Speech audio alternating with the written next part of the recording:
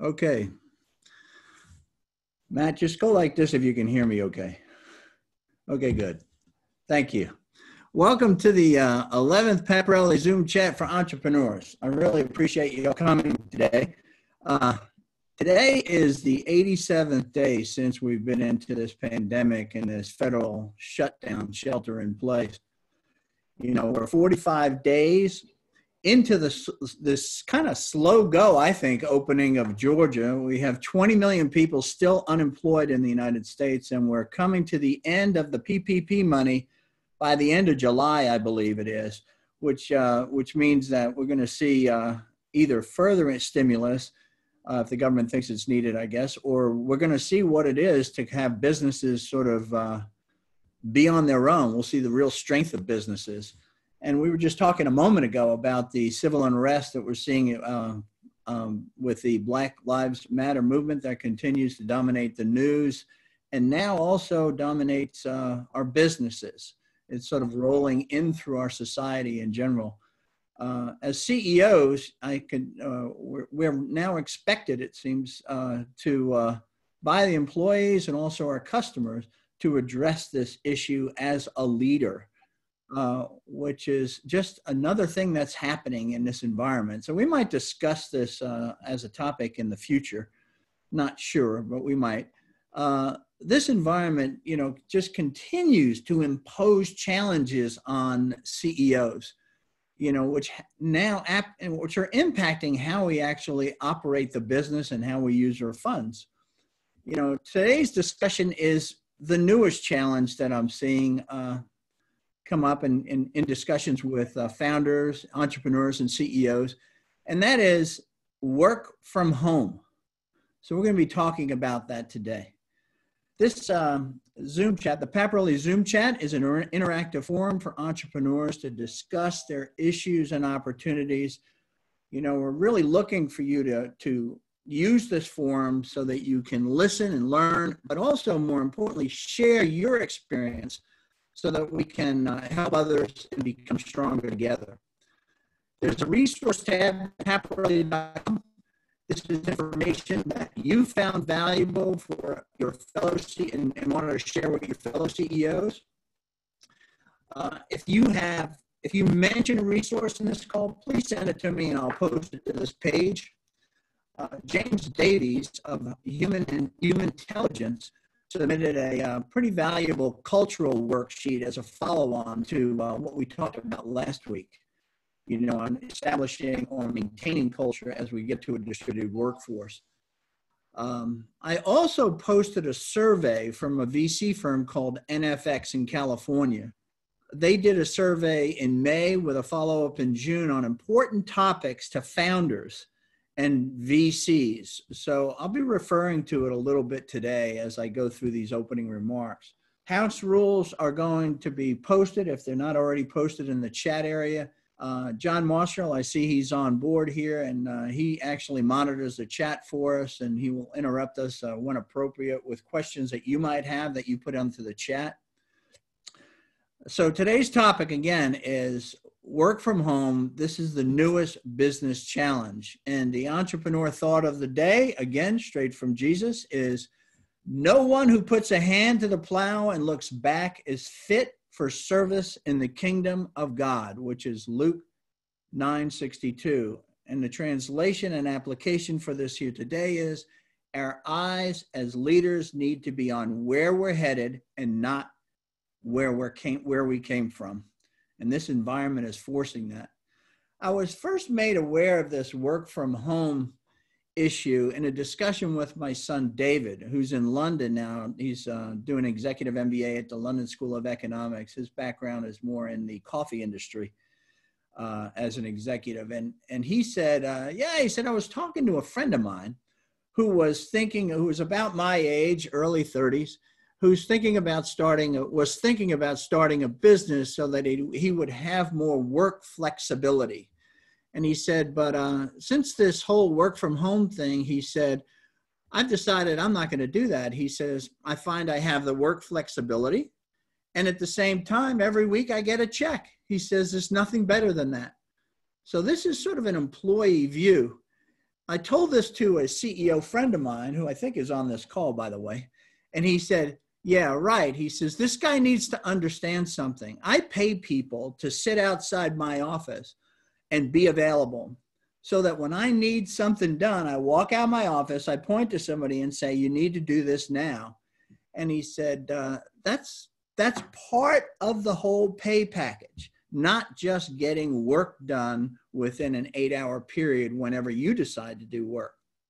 So I was wondering how broadly this problem is. And this NFX survey, which I just received yesterday, by the way, they surveyed over 200 founders of startups in California, and also over, I think it's 70 VCs, about a lot of issues, one of which was this work from home. What are your work from home plans after shelter in place?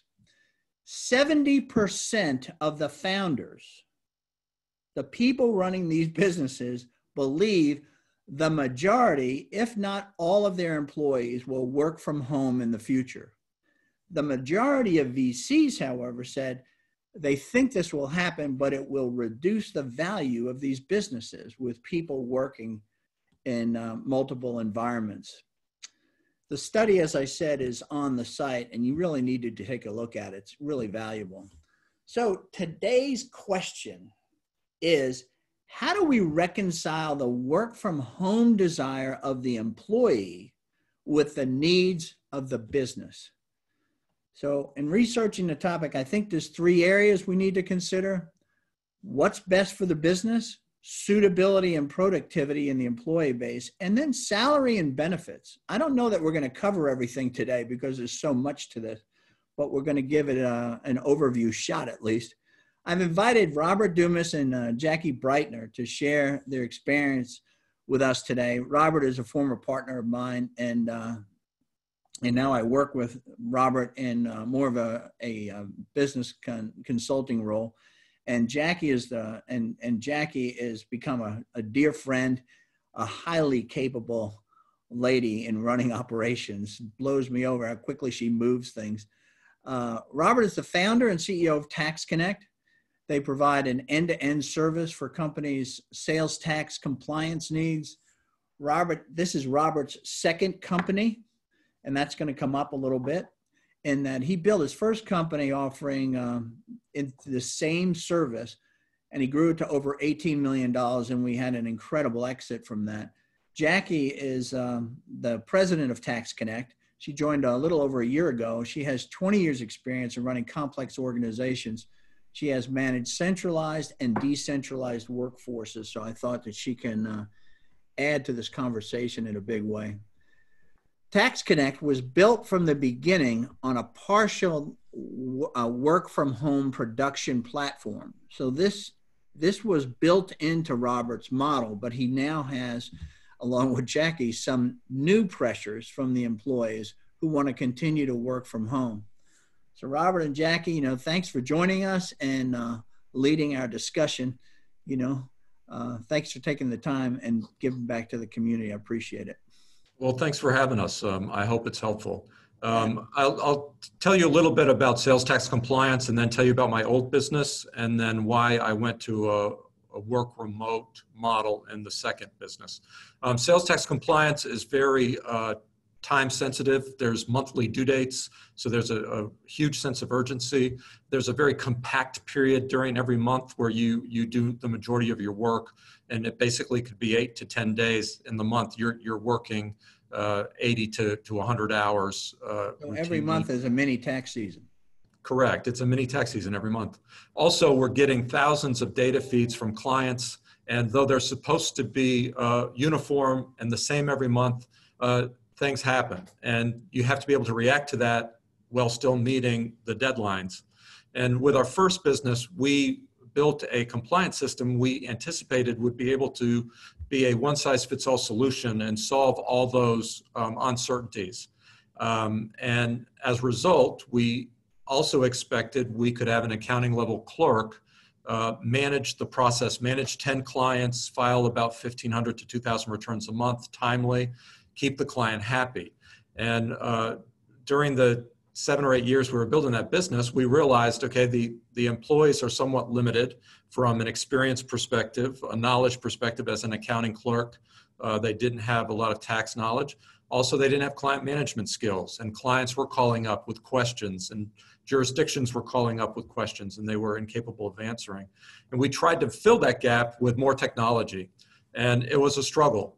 And client service was never exactly where I wanted it to be. So when I had an opportunity to do this again, I wanted to focus on service, and I knew I had to come up with a higher skill set individual. What was the problem that you were trying to solve when you did it again?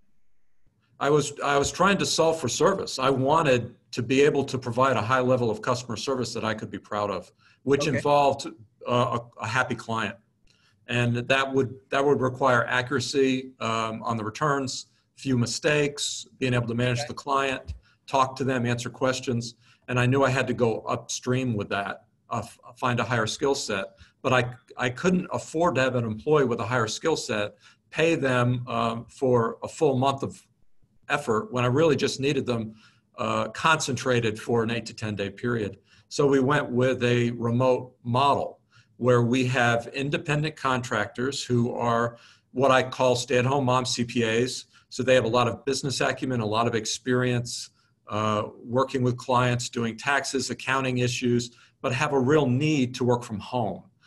It fits their lifestyle. They also needed the flexibility associated with the kind of work we do. Yes, they recognized there was an 8 to 10 day period they needed to be busy, but they also knew they could work after the kids went to bed. So they could work from 9 to 12 independently without needing me or anybody else, and it worked out well for them.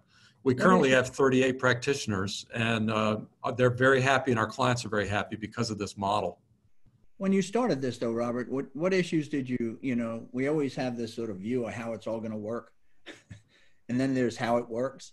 So what issues did you run into initially when you went to that distributed workforce like that of contractors? Yeah, it's finding the right people. I mean, there's a profile of a person that can work in this kind of environment successfully, very entrepreneurial, very independent. They're comfortable being in an office by themselves. They don't need socialization with other people. They have a sense of urgency and ownership. And even when we went to experienced people that were consultants, we found they didn't often have or fit the profile. They didn't have all the requirements. So getting the right people it's taken us 10 years to figure out what that exact profile is. So there is a suitability aspect to this. Absolutely. I mean, there's suitability for the work and suitability and experience. Right. And then there's Jackie comes in, and you take this over, Jackie. What was it like? And now, because Jackie came in because the business started to really grow. So now Jackie's she's a process person, Robert and I put entrepreneur people, Jackie's put, what challenges did you have when you kind of took this thing over, and they all started reporting to you? Yeah. So fortunately, Robert's also a process person, so he appreciates having a strong process. And thank you. I wasn't fair of that statement. I just talk about myself. Thank you. Sorry, Robert. He doesn't like documenting it, but he likes having it. So that's why I'm here. Okay. I'll get it documented. So, I think one thing that Robert didn't mention that I think was key to the success of this model, it's absolutely 100% the people and finding those right people. We found situations where we would bring somebody into a contractor, practitioner, fully work from home role that had previously been working in an employee full-time in the office. And that transition was really difficult for them. So I think that, understanding that transition, understand the people. But the other part is that we have workflow management tools. We can very easily monitor the speed, the velocity, the amount of work being done, the deadlines, the quality. So we're able to monitor and manage the work that those folks are doing so that we're not caught off guard in the middle of the month. So I think that's a key aspect as well. I think is important. In other words, it's almost now we're about to enter a sort of something new here, and it reinforces itself. In other words, you said that if people weren't used to working from home, then it was difficult for them to make that transition. Well, we have now everybody's been thrust into this work from home environment, right? So it's not like, it's unusual for me. I'm used to working in the office. We're all work from home people. Right. Okay. So the more work from home that we do, the more work from home we want to do. Right. So this is your next piece that came to you is, I want to know is how has shelter in place affected your workforce's attitude towards their job? Yeah, it's an interesting question because we were so prepared from that contractor practitioner perspective. What we found when we were forced to have our employees work from home that we weren't quite as prepared. So from our perspective, kind of the employer perspective, we had the infrastructure. We were an essential business, so we couldn't have every employee work from home. We had to have some employees here, so we had to figure out how do you manage that? How do you keep the safety of the employee? We need to make sure we had the management capability to be able to manage these employees remotely. You hit something good there. How did you choose that? I'm an essential business and I have to have some employees in the office. How did you choose who comes in and who stays home? Yeah, it wasn't as hard as a big piece of this problem, right? That we're kind of getting. Yeah. It was really role-based. There were certain people that had the skills and knowledge of the tasks that needed to be done on site. So there's only so many people that know how to cut checks and other functions. We could train some folks and we did alternate some folks so that we managed it. I think the harder part during this time frame was really around who was comfortable from a health and safety perspective and how do we balance employees, I'll call it comfort, right, with leaving their house during this time and having other employees in the office. We were really deliberate about it. We made sure that we knew we had only a certain number of employees in. We told people who were coming in. We bought masks, gloves. We disinfected all the surfaces. Didn't anybody say to you, look, I just don't feel comfortable coming in, Jackie. I'm not coming in. You did. You did have that. We did have that. So what do you do with that? I think we have good employees and we were fortunate to have good communication.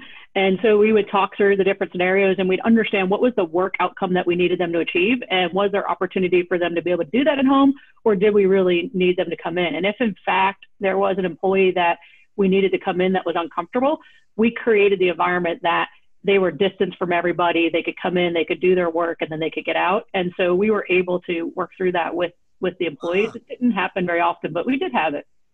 Okay, well, we're going to have those accommodations. We're going to have those going forward. I just to jump to Robert for a second. So, Robert, as you think about this going forward, this work from home employee attitude of like I could work from home now. I don't really need to come in and all that. How has this workforce attitude sort of affected your business planning going forward?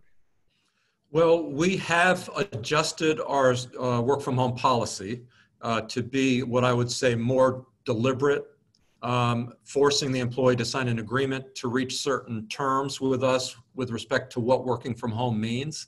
Because I think a lot of people have a romanticized image of it. And this work from home policy just facilitates mutual expectations for success, I think, better than we have done previously. They have a different expectation. What expectation do they have? What did you call it? A fantasy? What kind of view did you call it? A romanticized view. A romanticized view, yeah. So what is it that they have what's their romanticized view do you perceive? Or what have you heard?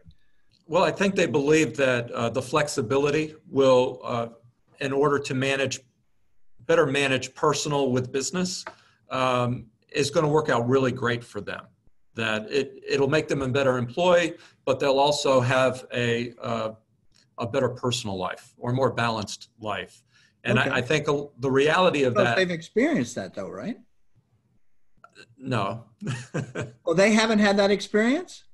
I don't believe some of them have had that experience. Yes. Oh, okay. Yeah. I know some of them are very anxious to get back to the office. Mm-hmm. Ah. So that would tell me it didn't work out quite like they expected it to. But. So why did you have to put this? Tell me more about this policy that you put in place, because that seems, I don't know, it seems, I don't know, harsh maybe? I don't know what it is, or is it necessary? What is it? Jackie, why don't you talk to that? Yeah. You wrote it. Oh, Jackie wrote the policy. Okay, good. Yeah, I don't know that I would use the terminology harsh, but I understand anytime you use the word policy, it feels strict and it feels like you're, putting things on people. Really, I think our employees appreciated understanding our expectations, their expectations, and being able to have that honest conversation versus it just being this blank sheet of paper. For us, it was things like, we're going to set work schedules. What are your times that you're available? So I think when Robert talks about the romanticized version of this, it's partially because of the remote contractor workforce that we have. Those folks have such a different role, and they can literally work, like Robert said, 9 o'clock at night. We have someone work at 2 in the morning. We have some in California that are on at 3 a.m. And so I think our employees thought they would have that, and they realized very quickly that we actually need you during the day when we're here, when we're working. And so it wasn't quite the same. And so we had to work through that and be able to say, we need set schedules. We need to understand how we're going to reach you, how you're going to communicate, how you're going to reach us. How are you going to feel included with the group when 80% of the team is here and you're the one person that's not in the room when there's a call? So there is a suitability around also if it's on the type of work. So for some people it would work. If there's a project that needs to be done, you can, like if you're a programmer or something, you can kind of be off, and if you want to work from midnight till 8 a.m., you should be able to do that effectively. But with some people, like you said, there's got to be this interaction. It can't work. Our people here, excuse me, Jackie, our people here are in a support role. I mean, our job is to make those 38 people that work remotely be successful. And that takes the team here during business hours with systems and process and answering questions. And it can't be done effectively remotely, at least at this point. Hey, is there Adam Fuller on this call? Adam? Yes, I'm here. You are here. Okay. Adam is a partner with Hamrick Berg, which is I don't know if it's one of the largest wealth management firms here in the city. And I've been working with Hamrick Berg probably since the early 90s, but he and I have been talking about this thing too. What are your thoughts on this?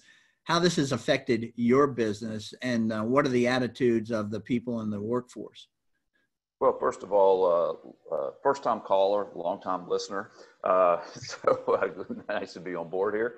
And I appreciate the comments from Robert and Jackie. And I know in talking to many other business leaders and founders, we're all dealing with many of the same issues. We were fortunate in that we were able to very quickly transition to a work from home environment. I mean, we had most of the technology already in place, and it worked very, very well. You said something there that was subconscious. I think we transitioned from work at home. No, I'm sorry. I'm sorry. I'm saying it's a subconscious thought saying, yeah, I want everybody back in the office. You're right. No, we transitioned to work from home back in March pretty well. We are a client service business. So some of the things that Jackie was talking about having people available and accessible was important. But there was a lot going on, and we could be very task focused, project focused, and that really filled up people's time, and it worked very well.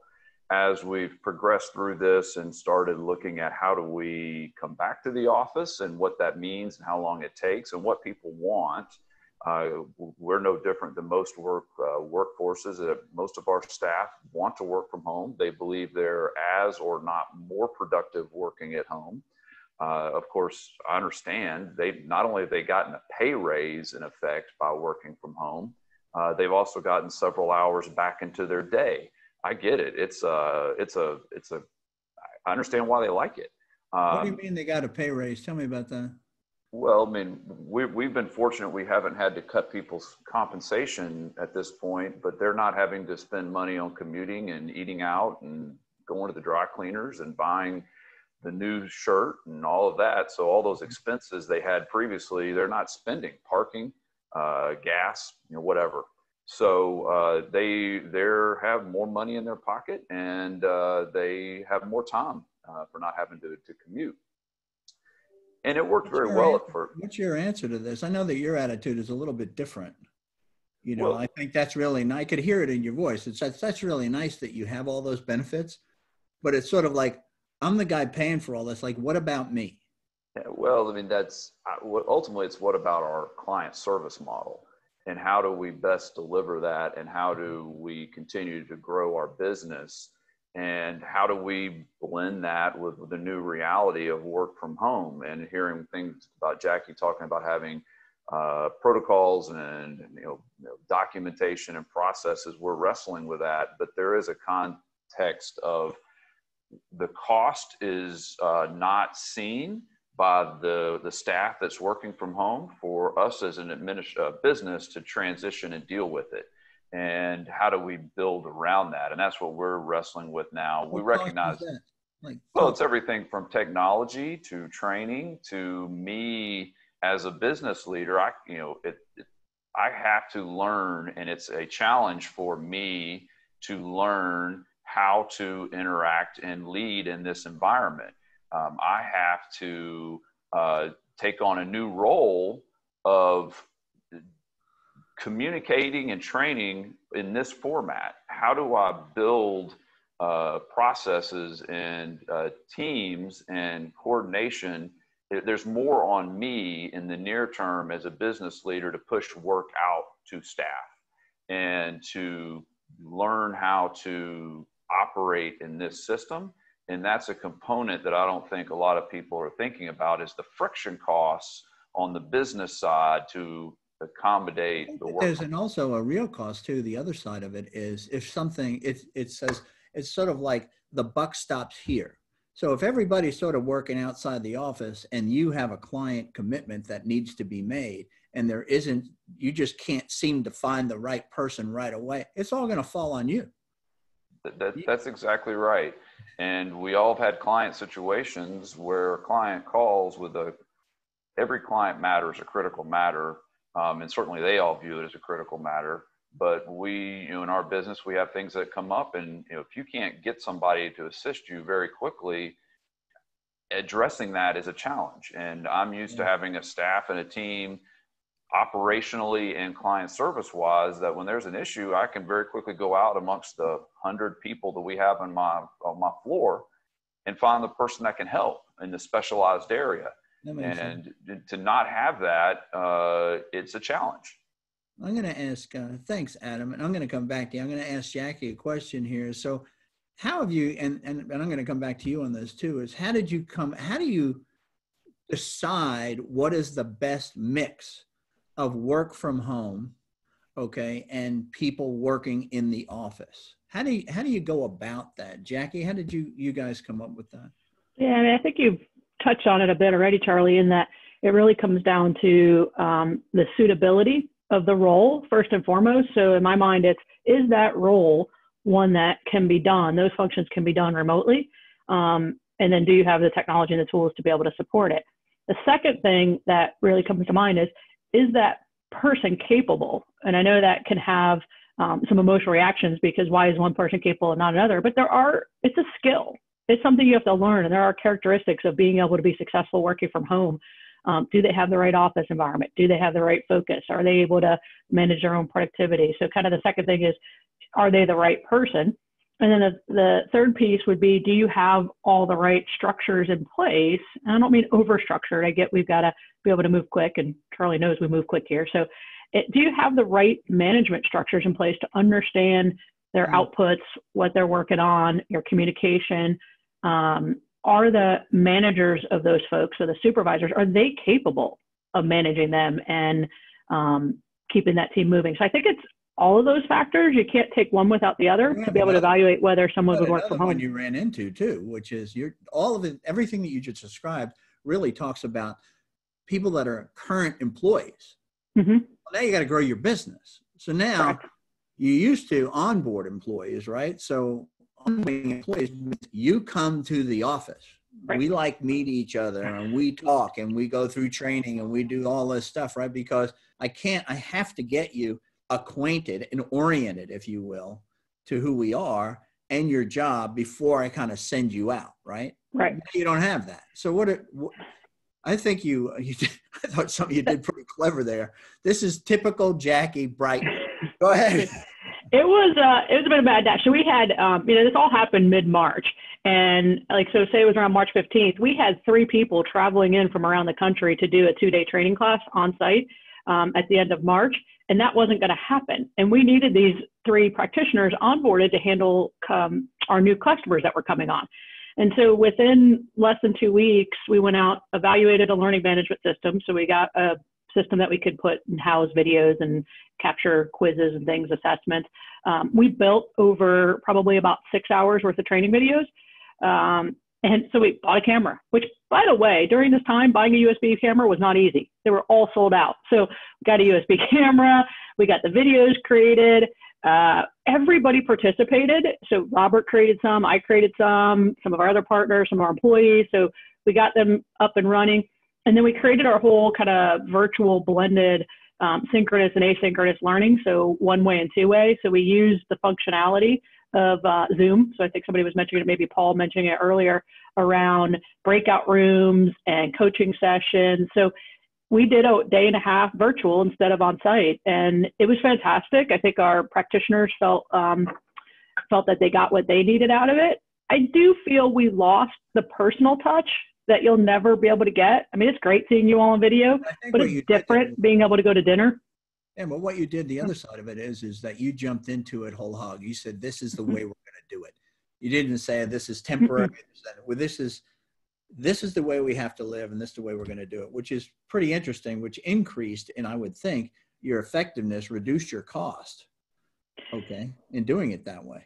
Yeah, and it gave us a focus when we were putting it together, because our plan was we are going to shift 100% to online training and not fly people here, so save all the cost of that and the cost for the new contractor coming on board.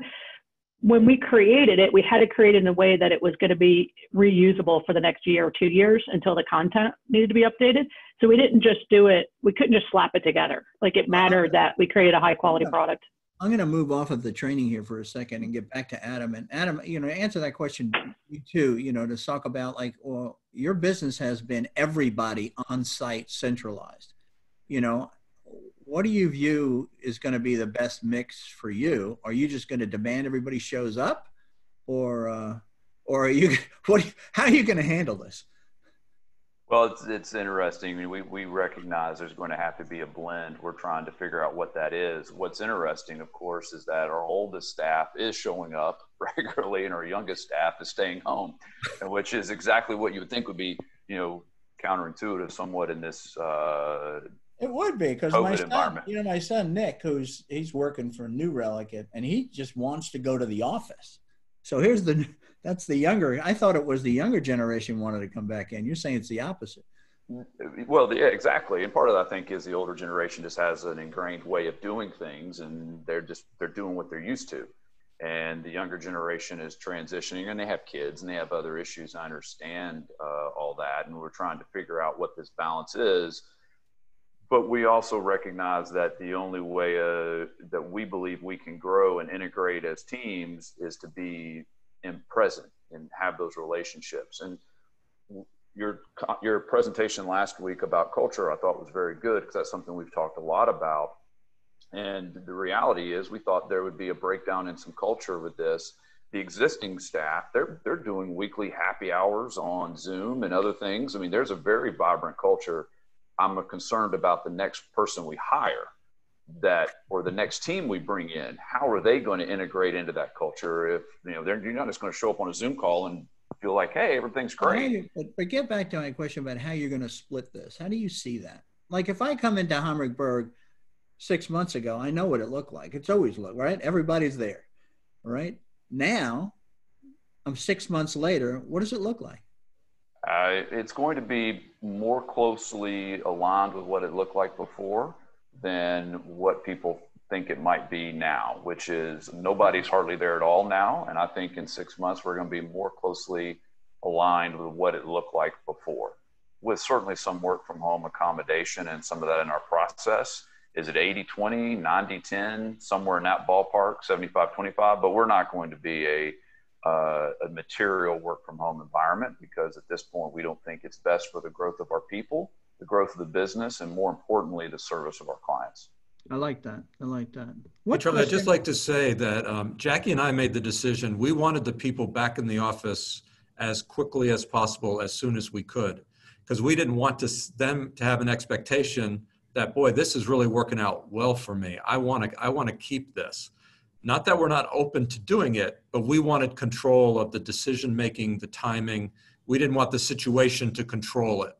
So we brought everybody back into the office as quickly as we could. Yeah, you said something to me when we talked about this whole thing. We were getting ready for it. You said, or I think it might have been Jackie that says, well, I think maybe it was you, but it was this idea that we want COVID to be seen as sort of a one-time event. So this isn't sort of the way of life going forward. It's a one-time event. We honored the government and did what they told us to do. Now we need to get back to work. It's sort of that's the intellect. I mean, I'd say emotionally, that's the way that you wanted to kind of handle that. And I think that's what you're telling me you're doing. It is, exactly. It wasn't going to be a new normal for us. New normal. I got it. Okay.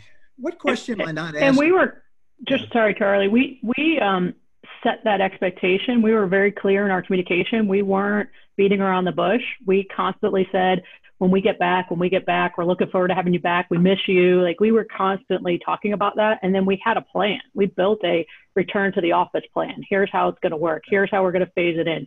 Here's how we're going to adapt where we need to adapt, because we're not saying we won't. We're not saying we're so rigid, but we are adapting.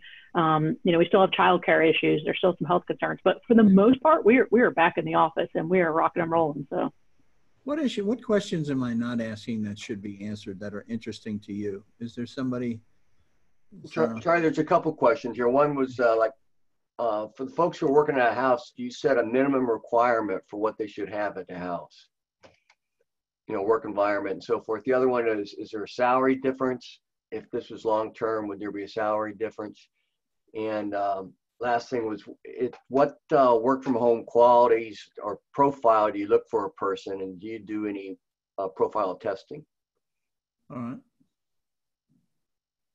Do you want me to take that, Charlie, or just? Well, let's pick off one. Okay. I think the one is that goes back to suitability. So what's the best? What does a person look like that is most effective in working from home?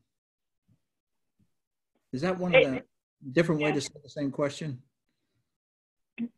I may actually pass that to Robert, because I think Robert started the conversation with those qualities. So maybe. Yeah. Yeah, I mean, I wish it was something that was more of an objective determination, but it's very subjective. And Jackie and I have been wrong 50% of the time. Well, tell us when you've been wrong. That's where the learning is. Well, I think the problem is some people believe that they can do it and they can talk a good game, but when it comes down to the actual execution, they realize and we realize that there's aspects of their personality, for instance, a need to socialize, be around people, that doesn't make a work from home a good option for them. How did you learn? How's a quick way to learn the things that won't work so that we're not spending money or time on things that aren't working? You see, when I say things, it's really people. It's just. Jackie, can you help me with that? What do you think we've learned? Yeah, and we, I think we've talked a little bit about it, but those people that need interaction and people, the folks that are maybe less of planners and more in the moment people, they tend to struggle more. So I think you could probably go through and create some qualities that aren't as successful at home. Some of it's also just environment, right? So when we went into this thing where people didn't have offices set up, didn't have quiet space, they were working out of their dining room, their kids were running behind them in videos, they had client calls and somebody, kid was yelling. Like, there was a lot of challenges that we can't move those challenges forward if you're going to have a work from home successful program after COVID. Like, those things have to sort of go away. But I would say that we do use an assessment tool.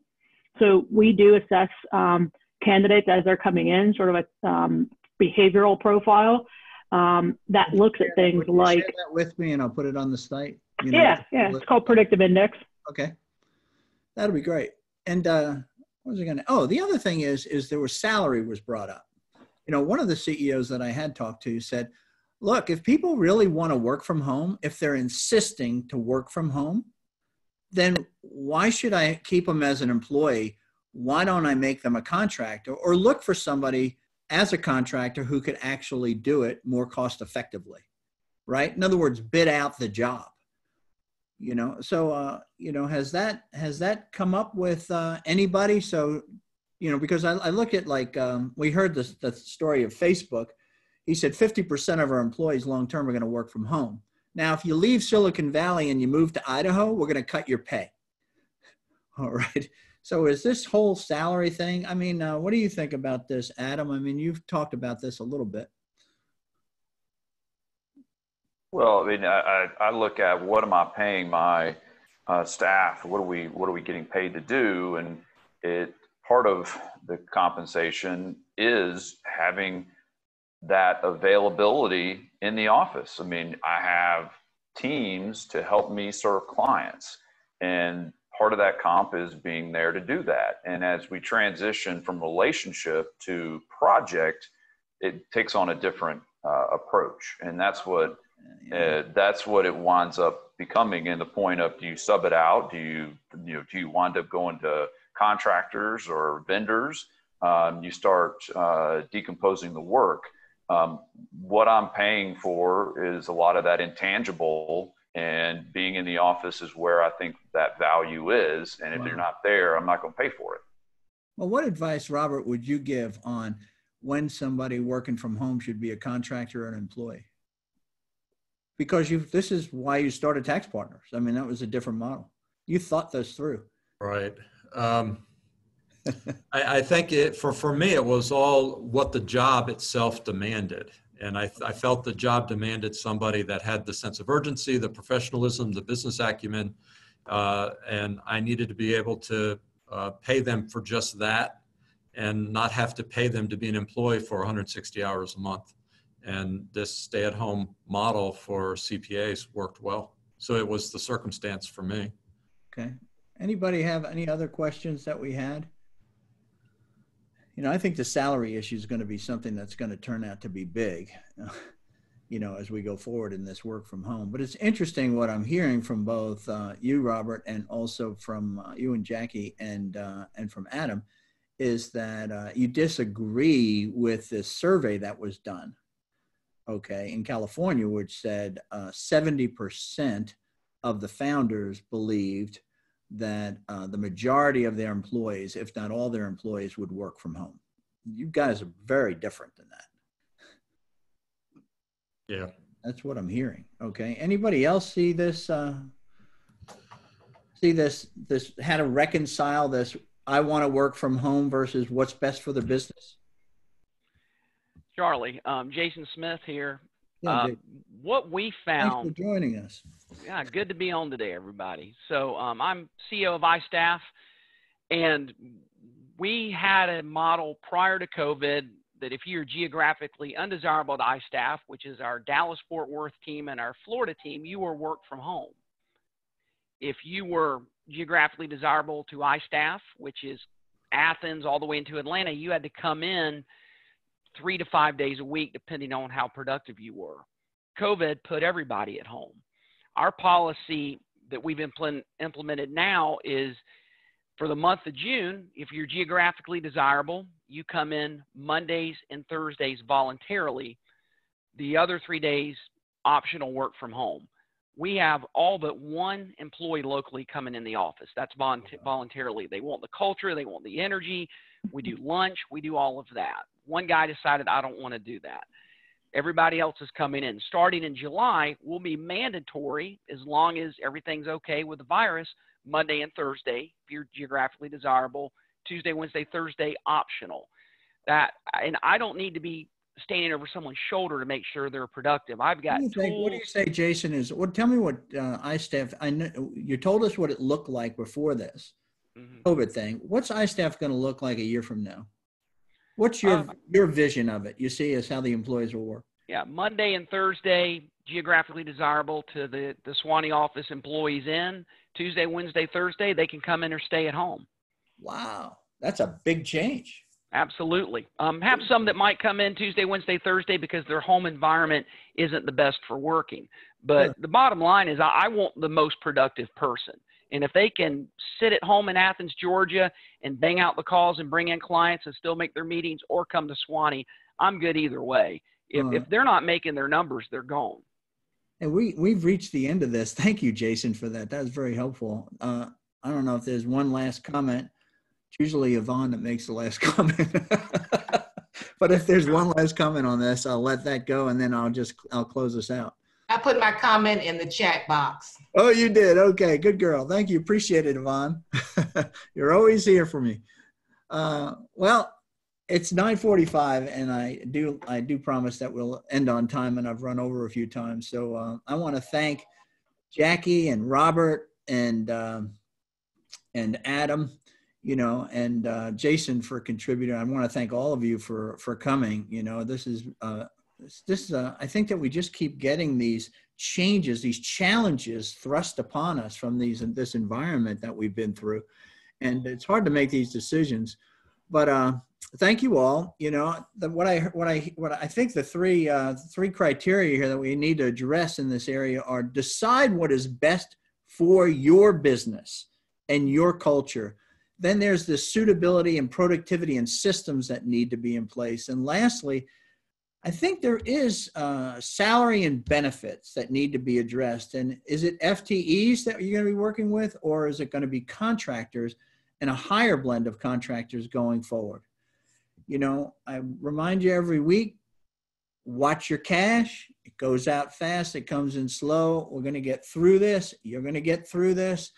It's going to be a slow go, though, is my view on things. So learn fast, stay close to your customer, decide fast, and go faster. If there's any issues that are on your plate, know that they're on everyone else's plate. If you would share that with me, we'd make that a topic for one of our discussions going forward. Come early, catch up. I'm 15 minutes early. There's people were surprised when they showed up. We had a lot of friends just sort of catching up and talking. And know that I am praying for you, that I love you all in this most difficult of times. God bless you. Thank you. Thanks, Charlie. Thank you, Charlie. Thanks, Charlie. Thanks, Charlie.